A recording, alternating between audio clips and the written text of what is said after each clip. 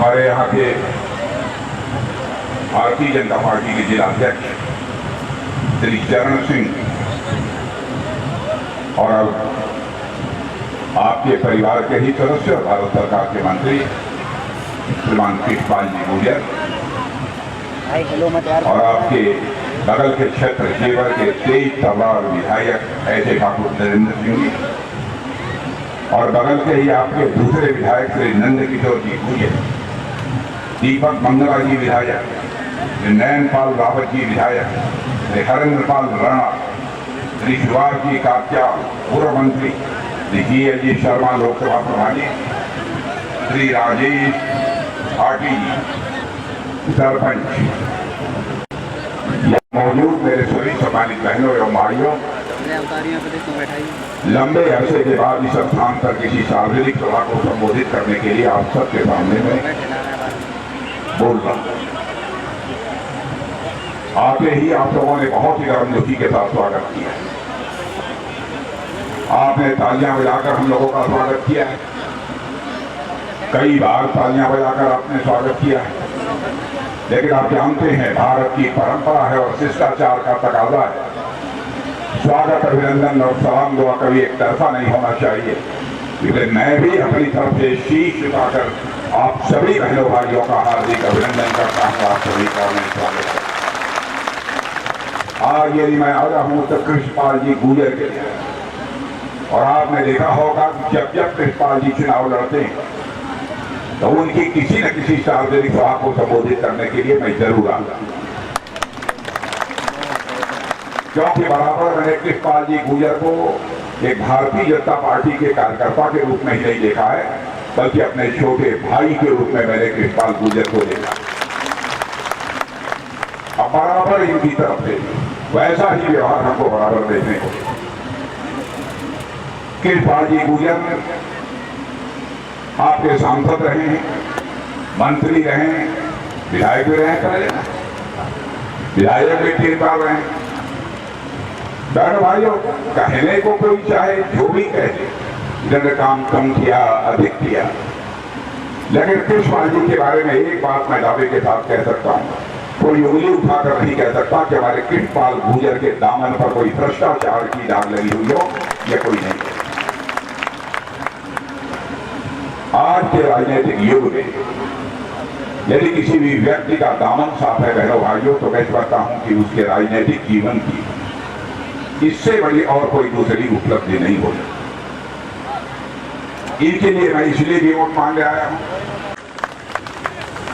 और कांग्रेस की हालत इस समय क्या हो गई है आपको बताने की जरूरत नहीं। क्या कांग्रेस के प्रत्याशी लड़ रहे हैं ना, क्या हालत हो। एक समय कांग्रेस हिंदुस्तान की इतनी बड़ी राजनीतिक पार्टी, आज आप डंके की चोट पर सीना ठोककर मेरे बहन भाइयों कह सकते हैं दुनिया की आज सबसे बड़ी कोई राजनीतिक पार्टी है, उसका नाम है भारतीय जनता। इन लोगों ने उस कांग्रेस को लाकर कहां खड़ा कर दिया। अब इनकी कांग्रेस समाप्ति की ओर है।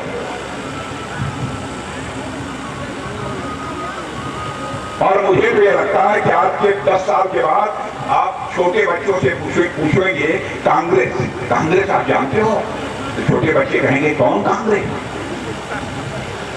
जैसे सारी दुनिया की धरती से डायनासोर नामक एक प्राणी का नाम सुना है कि नहीं, डायनासोर का। जैसे डायनासोर प्राणी सारी दुनिया में था, वो लुप्त हो गया है। मुझे लगता है कि 10 साल में कांग्रेस भी भारत की राजनीति से वैसे ही लुप्त हो गई। अजीबोगरीब हालात इन लोगों के बनते जा रहे हैं। कहते क्या है, कहते हैं कि मोदी जी प्रधानमंत्री बन गए तो संविधान में संशोधन कर दे। बहन भाइयों, संविधान में तो कई बार संशोधन दे,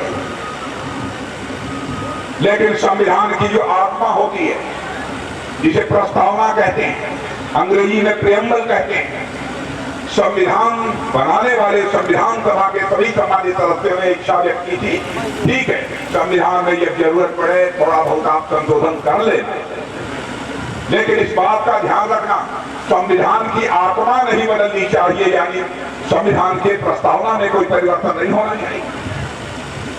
श्रीमती इंदिरा गांधी ने इमरजेंसी लगाकर 1976 में भारत के संविधान की आत्मा को बदल दिया, प्रस्तावना को बदल दिया।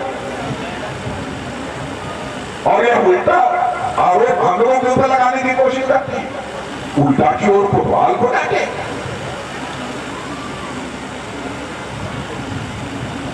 ये लोग करना क्या चाहते हैं? कहते हैं मोदी जी आएंगे, बहुत सारी सरकारों को एकदम बिल्कुल भंग कर देंगे।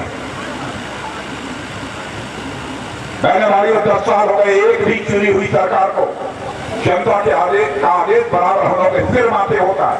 भले ही किसी हमारे विरोधी पार्टी की सरकार रही हो, एक भी सरकार को हम लोगों ने भंग नहीं किया है। और मैं आपको जानकारी देना चाहता हूं, आजाद भारत के इतिहास में 132 बार इन लोगों ने चुनी हुई सरकारों को भंग किया है और 90 बार केवल श्रीमती इंदिरा गांधी की सरकारों को भंग किया है।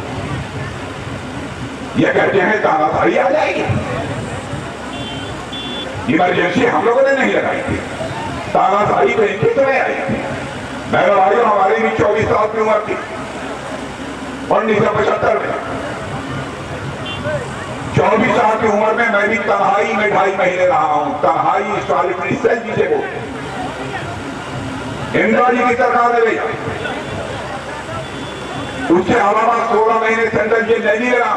ऐसे लाखों लोगों को ये लोग शिक्षक को पीछे डाल दिए।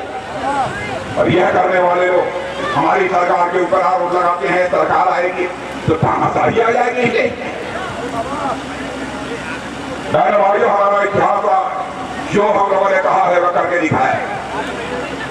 और मैं आपको बताना चाहता हूं, याद दिलाना चाहता हूं, 1951 में भी हम लोगों ने कहा था, जिस दिन भारत की संसद के दोनों सदनों में हमको बहुमत मिल जाएगा, धारा 370 जिसके तहत जम्मू कश्मीर को विशेषाधिकार प्राप्त है, हम उसे चुटकी बजाकर समाप्त करेंगे। और आपने वह अधिकार दे दिया और समाप्त कर दिया। हम लोगों ने यही कहा था, जिस दिन भारत की संसद में बहुमत मिलेगा, ऐसी परिस्थितियां पैदा होंगी कि अयोध्या की धरती पर भव्य राम का मंदिर बंद कर दें। और आपने देखा कि अयोध्या की धरती पर भव्य राम का मंदिर बन गया।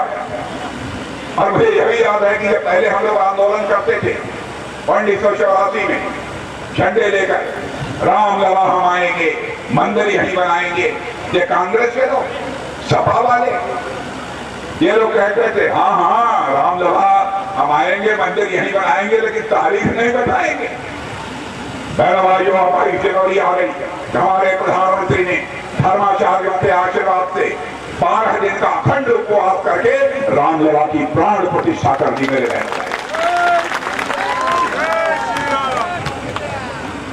और मैं कहना चाहता हूं, रामलला, आप ध्यान से मेरी बात सुनिएगा, मैं बहुत सोच समझ कर बोल रहा हूं। जो भी धर्म शास्त्र, जो भी हमारी जानकारी उस आधार पर बोल रहा हूं। रामलला अपनी झोपड़ी से, अपनी कुटिया से निकलकर अब अपने महल में प्रवेश कर चुके हैं। भारत में राम राज्य का आगाज होकर रहेगा, दुनिया की कोई ताकत नहीं।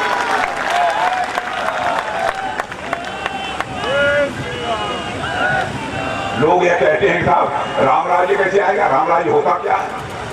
मैंने कहा जिस दिन दुनिया के अधिकांश, भारत के अधिकांश लोगों के मन के अंदर हमारा कर्तव्य क्या होता है, हमारा पिता के प्रति क्या कर्तव्य होता है, माँ के प्रति क्या कर्तव्य होता है, समाज के प्रति हमारा कर्तव्य क्या होता है, देश के प्रति हमारा कर्तव्य क्या होता है, जिस दिन ये कर्तव्य बोध लोगों के अंदर पैदा हो जाएगा, बहनों भाइयों, मैं मान लूंगा कि उसी दिन भारत में राम राज्य आ गया।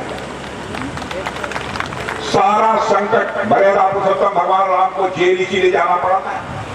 कैकेयी के अंदर वह कर्तव्य बोध नहीं था, बल्कि उनका अधिकार बोध आ गया, नहीं मेरा पुत्र ही सिंहासन पर बैठना चाहिए। इसी कारण सारा संकट पैदा हुआ था और हमारे राम को 14 वर्ष का वनवास भुगतना पड़ा। इसीलिए मैं कह रहा हूं, देश के नौजवानों के अंदर यही कर्तव्य बोध, जिसे अंग्रेजी में सेंस ऑफ रिस्पॉन्सिबिलिटी कहते हैं, लोगों के अंदर पैदा हो रहा है। राम राज्य आकर रहे। अब 3 तलाक, भाई हम लोगों ने अपने चुनावी घोषणा पत्र में कहा था हम आएंगे, यहूदी कोई भी, सबकी मां बहन बेटी, वो हमारी भी मां बहन बेटी है। मेरे बहनों भाइयों, हम भारतीय जनता पार्टी के लोग मानते हैं। किसी के ऊपर जुल्म होगा, किसी के ऊपर अत्याचार होगा, तो भारतीय जनता पार्टी उस मां बहन बेटी के साथ खड़ी रहेगी। सरकार बने या न बने, हमें इस बात की चिंता नहीं।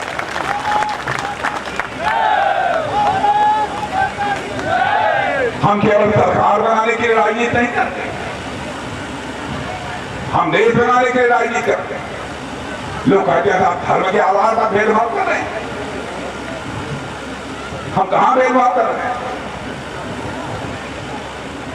अब एक नागरिकता कानून, आप ये बताइए, हमारे सिख भाई जो पाकिस्तान, बांग्लादेश और अफगानिस्तान में थे, उनका धार्मिक उत्पीड़न होता था, सताया जाता था, और वह चलकर भारत आए, किसी तरीके से चुप किया, भागकर बहुत सारे हिंदू आए, सिख आए, और मुझे मालूम है कि अखंड भारत में जब कुछ ईसाई रहते तो ईसाई भी यहाँ आए। मैं उस समय भारत का गृह मंत्री था। दिल्ली में एक स्थान पर आकर लोग रुके थे, मैंने जाकर देखा बहुत ही दयनीय स्थिति है मेरे भाइयों। उसी समय प्रधानमंत्री से हमारी बात हुई, कह राजनाथ जी अब यह नागरिकता का कानून बनाने की दिशा में आप आगे बढ़िए। और मैंने भाइयों, कानून मैंने ही बनाया था, गृह मंत्री रहते, लोकसभा में पास हो गया था, लेकिन राज्यसभा में बहुमत न होने के कारण पास नहीं हो पाया था। उसके बाद हमारे छोटे भाई अमित जी जो इस समय भारत के गृह मंत्री हैं, उनके आने के बाद यह बिल संसद के दोनों सदनों में पास हो गया।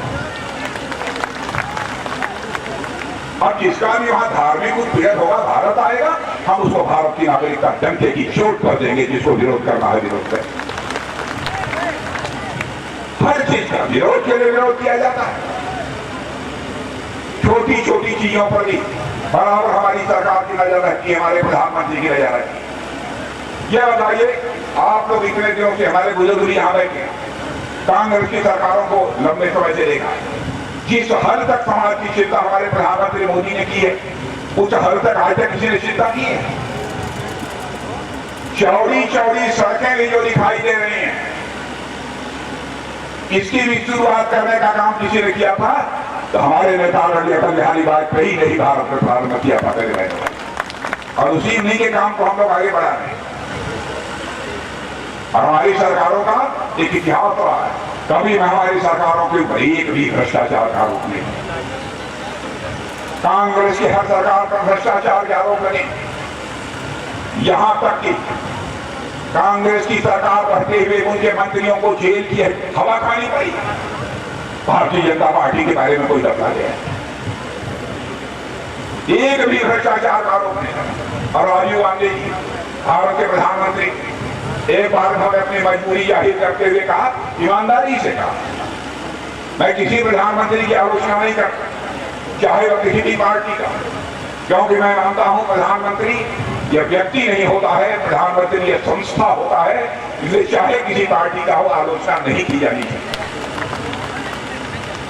लेकिन राजीव गांधी जी ने बड़ी ईमानदारी से कहा, मैं क्या करूं, मेरी समझ में नहीं आता, मैं दिल्ली के बैंक से 100 पैसा नीचे भेजता हूं, लेकिन 86 पैसा भ्रष्टाचार की भेंट चढ़ जाता है और केवल 14 पैसा लोगों की जेबों में। बहनों भाइयों, उस चुनौती को किसी ने स्वीकार नहीं किया, उसकी खाद खड़ी कर देंगे, वो बेच देंगे। यह है भारत की ताकत। इसलिए आपका समर्थन चाहिए। भारत का सम्मान बढ़ेगा, हम समस्त भारतवासियों का सम्मान बढ़ेगा। 25 करोड़ लोगों को गरीबी रेखा से बाहर निकाल दिया, कमाल किया आपका।